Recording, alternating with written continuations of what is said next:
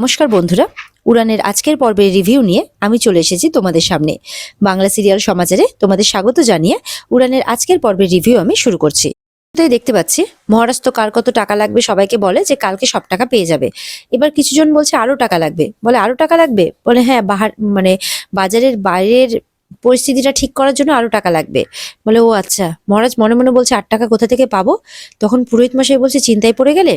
বলে না না, চিন্তা কি আছে, আরো বেশি করে কাজ করতে হবে, ঠিক আছে, মা সিদ্ধেশ্বরীর কৃপায় সব ঠিক হয়ে যাবে। এদিকে তো মহারাজ গয়নাগুলো ছাড়িয়ে এনেছে পূজার। তারপর মহারাজ বাড়ি ফিরে দেখে রাত 12টা বেজে গেছে। মহারাজেরও আসতে লেট হয়েছে, ওদিকে পূজাও কিন্তু রাত 12টা বেজে গেছে, তাও কাজ করে যাচ্ছে। তখন বলছে মহারানী দেখছি এত রাত অব্দি কাজ করছে। বলে অনেকদিন পর আপনার মুখে মহারানী ডাকটা শুনলাম, আপনিও তো অনেক রাত করে বাড়ি ফিরলেন। বলে না, তুমিও তো অনেক রাত করে বাড়ি ফিরলে। তখন মহারাজ বলছে ক্রাইসিস আবার আমাদের দুজনকে অনেক কাছাকাছি এনে দিয়েছে। পূজা বলছে ব্যাটারি বলছিল যে আমরা নাকি মেড ফর ইচ আদার। মহারাজ তো হাসে, চুপ করে থাকে। পূজা বলছে একটা কথা বলবো, ব্যাটারি বলছিল আমরা নাকি দুজন দুজনের জন্যই জন্মেছি, তাই সত্যি কি?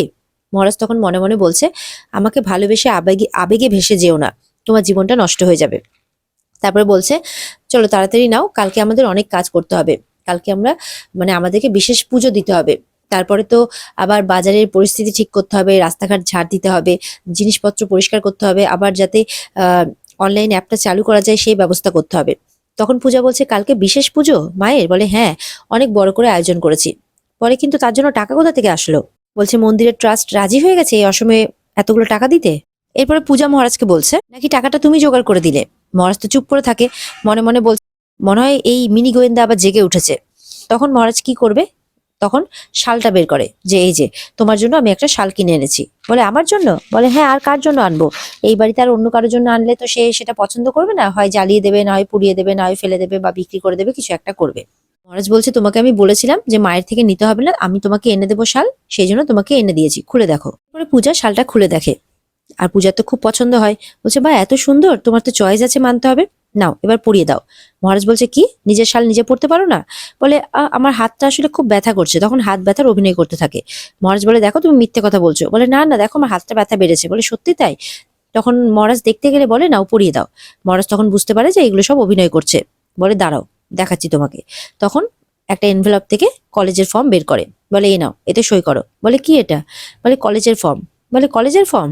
পূজা বলছে আসলে এত কিছু হয়ে গেল তো এর মাঝে ওই কলেজে ভর্তির কথাটা মনেই ছিল না।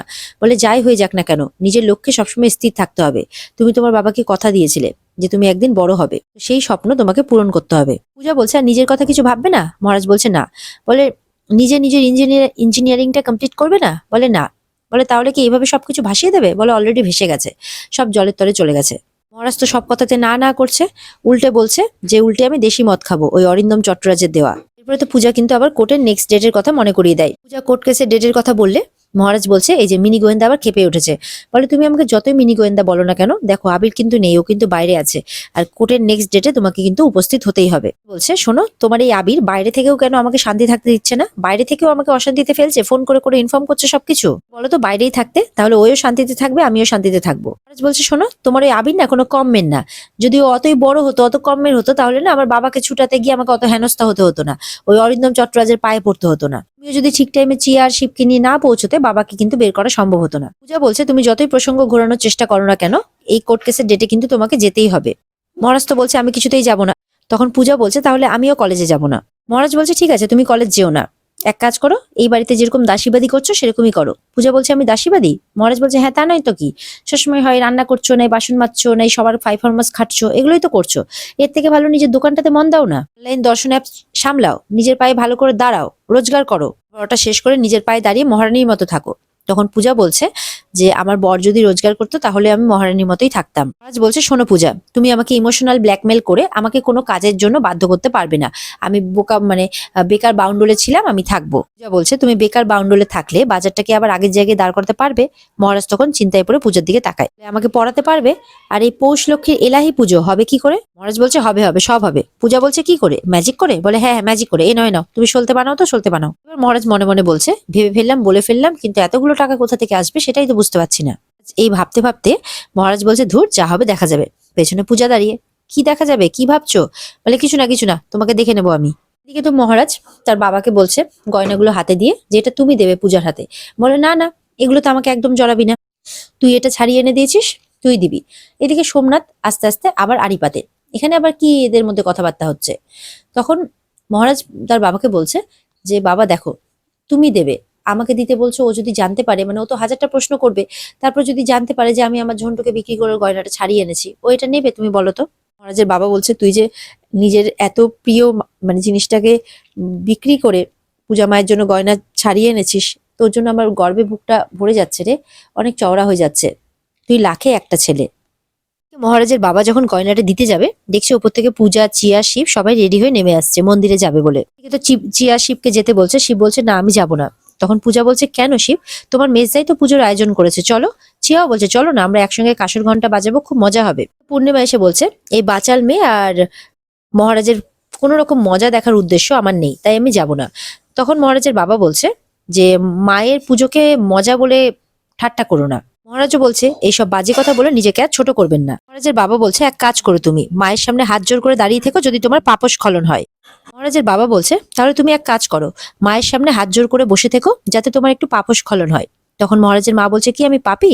মহারাজ বলছে বাবা, কে পাপী কে পাপী না এখন থাক না ওসব কথা, ওইসব নিয়ে পরে আলোচনা করা হবে। মহারাজ বলছে আসল যে পাপী অরিন্দম চট্টরাজ, যে এত চেষ্টা করেও মায়ের মন্দিরের কিন্তু কোনো ক্ষতি করতে পারেনি।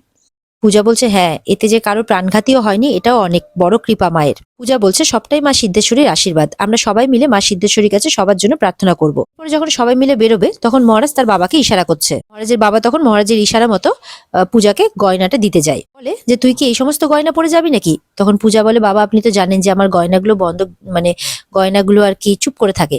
পূজার বাবা বলে কি বন্ধক দিয়ে এসছিস তাই তো? পূজা ভাবছে যে তার শ্বশুরমশাই জানলো কোথা থেকে। পূজার বাবা বলছে দেখ আমি এগুলো ছাড়িয়ে নিয়ে এসেছি আবার। পূজা বলছে বাবা আপনি? বলে হ্যাঁ, আমি বলেছিলাম না আমি সবসময় তোর সাথে থাকবো। বলে যা তুই এগুলো পরে আয়। পূজা তো যায়, তখন চিয়া বলে আমিও তোমার সঙ্গে যাবো চলো। এদিকে পূজারা যেই চলে যায়, পূজার বাবাকে পূজার মা বলছে তুমি এতগুলো টাকা পেলে কোথায়, এতগুলো টাকা দিয়ে তুমি ওর গয়নাটা ছাড়িয়ে আনলে, কি দরকার ছিল? তখন সোমনাথ তার মাকে টেনে নিয়ে যায়, বলে মা তুমি ভুল বুঝছো, বাবা ছাড়াইনি, গয়নাগুলো মহারাজ ছাড়িয়েছে। বলে মহারাজ অত টাকা পেলে কোথায়? তখন মহারাজের মাকে সোমনাথ সবকিছু বলতে থাকে। এদিকে তো মহারাজ তার বাবাকে বলছে বাবা তোমাকে অনেক ধন্যবাদ যে তুমি আমার হয়ে মিথ্যে কথা বললে, বলে তোর পাশে আমি সবসময় আছি রে, তুই যা বলবি আমি তাই করবো, তুই কোনো চিন্তা করিস না। বলছে আচ্ছা সোমনাথ ওখানে কি করছে একটু বলবে? তখন বলছে তোর কান পাতলা মায়ের কান ভাঙাচ্ছে। মহারাজের বাবা কথাবার্তা বলছে, তখন পূজা উপর থেকে গয়না পরে চলে এসছে। সেটা মানে গয়না পরা অবস্থায় দেখে তো পূজাকে খুব ভালো লাগছে। পূজাকে দেখে মহারাজ মনে মনে বলছে যে তোমাকে এইভাবেই মানায় পূজা। এরপরে সবাই হাসতে হাসতে মায়ের মন্দিরে পুজোর উদ্দেশ্যে রওনা হয়ে যায়। এখানে আজকের পর্ব শেষ হয়ে যায়। বন্ধুরা আজকের পর্ব এই পর্যন্তই। ভালো লেগে থাকলে অবশ্যই পর্বকে লাইক, কমেন্ট আর সাবস্ক্রাইব করে দেবে। পর্বের বিস্তারিত দেখতে অবশ্যই তোমরা স্টার জলসার পর্দায় নজর রাখবে আর অপেক্ষায় থাকবে আগামী পর্বের রিভিউ এর জন্য। তাহলে আজকের মতো টাটা।